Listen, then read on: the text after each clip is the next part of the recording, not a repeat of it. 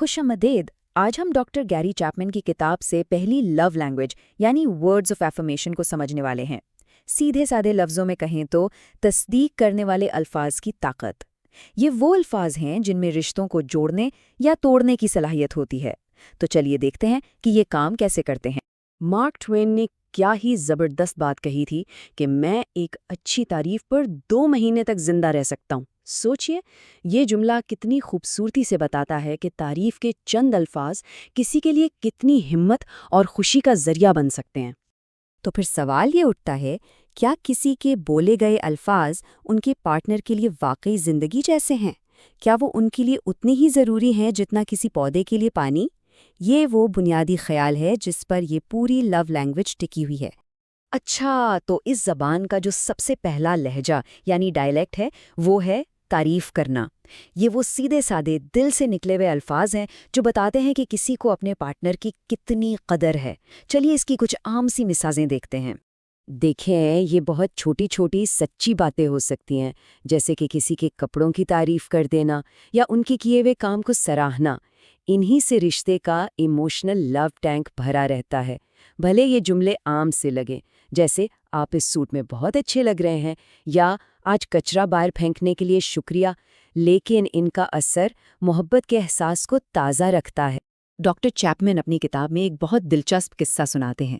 एक खातून उनके पास आई और शिकायत की कि उनका शौहर पिछले 9 महीने से बेडरूम पेंट ही नहीं कर रहा। वो कहती हैं कि उन्होंने हर तरीका आजमा लिया लेकिन कुछ नहीं हुआ। यहाँ से हम समझते हैं कि मुसलसल शिकायत यानी नैगिंग क्या मसला पैदा करती है। तो डॉक्टर चैपमैन ने उस औरत को क्या मशवरा दिया? उन्होंने कहा कि शिकायत करना बंद कर दें और इसके बजाय तारीफ करना शुरू करें। जब भी उनका शौहर कोई छोटा मोटा अच्छा काम करे, उसकी तारीफ करे। और इससे बेहतर क्या मिसाल होगी कि तारीफ शिकायत से कितना बेहतर मोटिवेटर है। जब पार्टनर को महसूस होता है कि उसकी कदर की जा रही है, तो वो खुद ब खुद वो काम करने के लिए तैयार हो जाता है जिसके लिए पहले इतनी शिकायत की जा रही थी। अच्छा, चलिए अब आगे बढ़ते हैं और इस ज़बान के दूसरे डायलेक्ट को देखते हैं, हिम्मत देने वाले अल्फाज यानी इनकरेजिंग वर्ड्स। क्योंकि मोहब्बत का मतलब सिर्फ तारीफ करना नहीं होता, बल्कि अपने पार्टनर को हिम्मत देना भी होता है ताकि वो अपनी पूरी सलाहियत तक पहुंच सके। हौसला अफजाई का सीधा सा मतलब है हिम्मत पैदा करना। देखिए, हम सब में कहीं ना कहीं कुछ कमजोरियां या इनसिक्योरिटीज होती हैं। एक पार्टनर के हिम्मत देने वाले अल्फाज वो आग जला सकते हैं जो उनकी छुपी हुई सलाहियतों को रोशन कर दे। लेकिन यहाँ हौसला अफजाई और दबाव में एक बहुत नाजुक सा फ़र्क समझना ज़रूरी है। अगर कोई अपने पार्टनर से ये कहता है कि तुम्हें वज़न कम करना चाहिए, तो ये दबाव है, ये तनकीद है। मगर अगर पार्टनर पहले से ही वज़न कम करना चाहता है और तब उससे ये कहा जाए, अगर तुमने ये फ़ैसला कर लिया है तो तुम ज़रूर कामयाब होगे, मैं तुम्हारी मदद करूँगा, तो ये है हौसला अफजाई। इसमें हिमायत है, मोहब्बत है। अब आते हैं उस बात पर कि हम क्या कहते हैं। उससे कहीं ज्यादा अहम ये है कि हम कैसे कहते हैं। इस लव लैंग्वेज का एक बहुत ज़रूरी हिस्सा है मीठे और नर्म अल्फाज का इस्तेमाल। जरा सोचिए, एक ही जुमला है, मैं तुमसे मोहब्बत करता हूँ। अगर इसे नर्म लहजे में कहा जाए तो ये मोहब्बत का पैगाम है। लेकिन अगर इसी जुमले को तंजिया अंदाज में कहा जाए, हाँ हाँ मैं तुमसे मोहब्बत करता हूँ, तो इसका मतलब बिल्कुल ही उलट जाता है। हमारा लहजा हमारे अल्फाज से कहीं ज्यादा ताकतवर पैगाम देता है। और इसलिए एक पुरानी कहावत है कि नरम जवाब गुस्से को ठंडा कर देता है। जब रिश्ते में कभी गुस्सा या नाराज़गी हो तो सख्त जवाब देने के बजाय अगर नरमी से बात की जाए तो माहौल ख़राब होने से बच सकता है। ये भी मोहब्बत जाहिर करने का एक तरीका है जो झगड़े को बढ़ने नहीं देता। अच्छा जी, इस ज़बान का आखिरी लेकिन बहुत ही अहम डायलेक्ट है दरख्वास्त करना, हुक्म ना देना।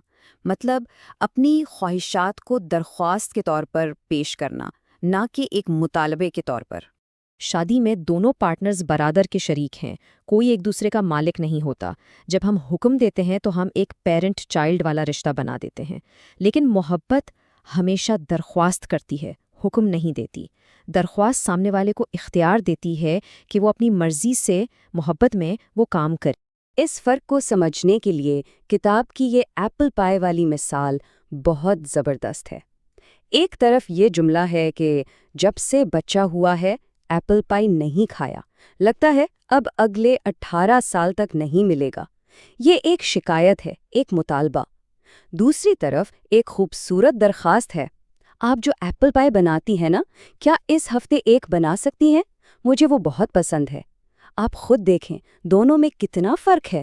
تو ٹھیک ہے، ہم نے اس لو لینگویج کے الگ الگ پہلو تو سمجھ لیے، لیکن اب سوال یہ ہے کہ اسے اپنی زندگی میں شامل کیسے کیا جائے؟ چلیے کچھ عملی مشوروں پہ نظر ڈالتے ہیں۔ یہاں ایک بہت سمپل سا چیلنج ہے جسے کوئی بھی شروع کر سکتا ہے۔ اگلے 1 مہینے تک روزانہ اپنے پارٹنر کو ایک نئی تعریف کریں۔ اس سے یہ چیز عادت بن جائے گی اور رشتے میں ایک بہت پازیٹیو تبدیلی آئے گی۔ بہتر ہے کہ ایک لسٹ بنا لیں تاکہ آپ روز کچھ نیا کہہ سکیں۔ اس کے علاوہ کچھ اور طریقے بھی ہیں۔ کبھی کبھار ایک چھوٹا سا محبت بھرا نوٹ یا خط لکھ دیں۔ اپنے پارٹنر کی تعریف ان کے دوستوں یا گھر والوں کے سامنے کریں، اس کا اثر دگنا ہو جاتا ہے۔ ان کی کسی کامیابی پر سب کے سامنے انہیں کریڈٹ دیں، یا اپنے بچوں کو بتائیں کہ ان کے والد یا والدہ کتنے شاندار ہیں۔ یہ سب ورڈز آف ایفرمیشن کے بہت ہی پاورفل اظہار ہیں۔ تو اس ساری گفتگو کے بعد آج وہ کون سا ایک لفظ، ایک جملہ ہوگا جس سے آپ اپنے ساتھی کا لو ٹینک بھرنے کی کوشش کریں گے؟ ایک سچی تعریف، ایک ہمت افزا بات، یا صرف ایک میٹھا سا بول؟ یہ فیصلہ آپ کا ہے، اور یاد رکھیں اس کا اثر بہت گہرا ہو سکتا ہے۔ اگلی بار تک کے لیے اپنا خیال رکھیے۔